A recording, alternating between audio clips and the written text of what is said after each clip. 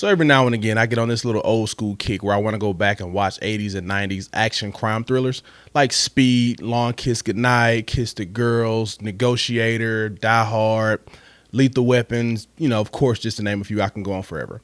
But this time, I decided to watch Heat. But before we get into this throwback review, be sure to like, share, comment, and subscribe, and hit that notification bell so you know when I drop the next review. Now, Heat is not anything new to me. I've seen Heat 150 million times, despite the fact that it's nearly 3 hours long. I want to say it's maybe 2 hours and 40 or 50 something minutes, but every bit of it is worth it.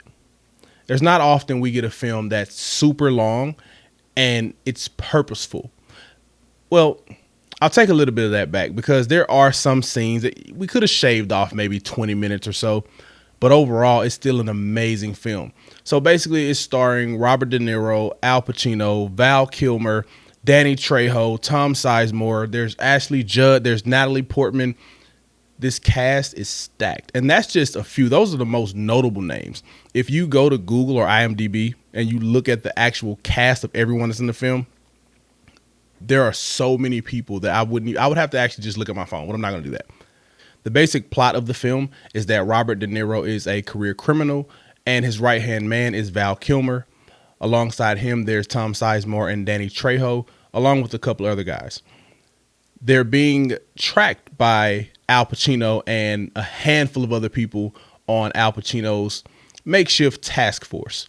They've all been arrested at some point for one thing or another, but as far as them operating as a crew, as far as I can remember, they had never been tailed by the police. They had never been on anyone's radar until they had a wild card flip on them after one of their operations.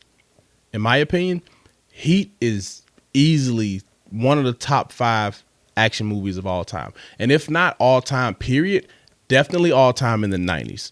For me, it's sitting at number 3, and that's behind Lethal Weapons 1 and 2. Those are easily my favorites. This film is written and directed by Michael Mann. And a fun fact about his inspiration for this film is that it came from a real life cops and robbers type situation. So Al Pacino's character, Vincent Hanna, is based on the real detective named Chuck Adamson. He was a cop back in Chicago. I don't remember the year, but he actually chased a real criminal named Neil McCulley in real life. Of course, Neil McCulley is Robert De Niro's character.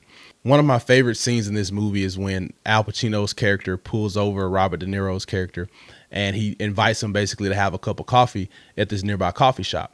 And they sit down and they have like this genuine man-to-man kind of it was a bit of a macho conversation, but very low key. There was not a lot of bravado and a lot of, I'm the big man, I'm going to do this, I'm going to do that. It was more so just a moment of realization between the two, realization and respect between the two of them, where respectively, they both are like, if you get in my way, I'm going to put you down, basically. Al Pacino's character, at this point, he knows that Robert De Niro's character is a criminal, right? At this point, he's only been tailing him for a couple of days now, right? But he's not wanting to make a move until he catches him doing something big, right? I mean, there's another scene where they're watching him and his crew get ready to do something, and it's obvious what they're about to do. Legally, they could have stopped them and taken them in or whatever, but they decided to let it play out. It actually ended up not happening based on something else. And so that's kind of why Al Pacino's character kind of starts to just, I want to let you know I'm here. I'm going to let you know I'm watching you. I'm going to let you know that I see you. And we're going to see what you do about it. And Robert De Niro's character just stone cold. He's like, okay, cool. Whatever you want to do. But just know I'm not going to hesitate. If you get in my way, I will not hesitate. Another fun fact is that coffee shop conversation between Chuck Adamson and the real Neil McCulley, it actually happened. So what I read was that it started out a bit more aggressive than it actually did in the film. And eventually it kind of lulled down into the nice and civil conversation that we got in the film. But in real life, that conversation started off a lot more aggressive than they actually showed us that it did. But it's cool to hear that this was a real, well, it sounds weird to say that, right? Because I mean, this movie involves like one of the biggest shootouts I've ever seen in an action movie, right? So it's weird to say that it's cool to know that this was based on a true story, but it makes it that much more real is basically what I'm getting around to. Because like I said, this shootout scene, outstanding. Outstanding. And I don't even have to talk about the acting in this film. I mean, just based on the names that I mentioned, and I actually forgot one. Jon Voight plays Neil McCullough's handler in this film. He's basically fencer or whatever you want to call it. He pretty much sets up the scores for McCullough and his team. And, you know, he's like the dad of the group.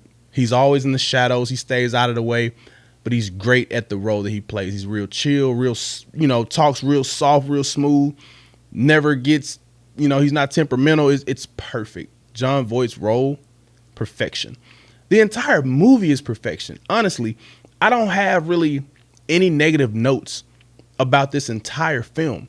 So if you're in the mood for some badass 90s action, be sure to check out Heat. Of course, this Heat, not that Heat. Anyway, jump down in those comments. Let me know what you think. If you've seen it, is it one of your favorites? If you have not seen it, do you intend to watch it? This has been my first Throwback Thursday. I'll probably keep doing them. This is kind of cool. I enjoyed actually going back and watching that. So again, like, share, comment, subscribe, hit the notification bell so you know when I drop the next ones. And I'll see y'all next time.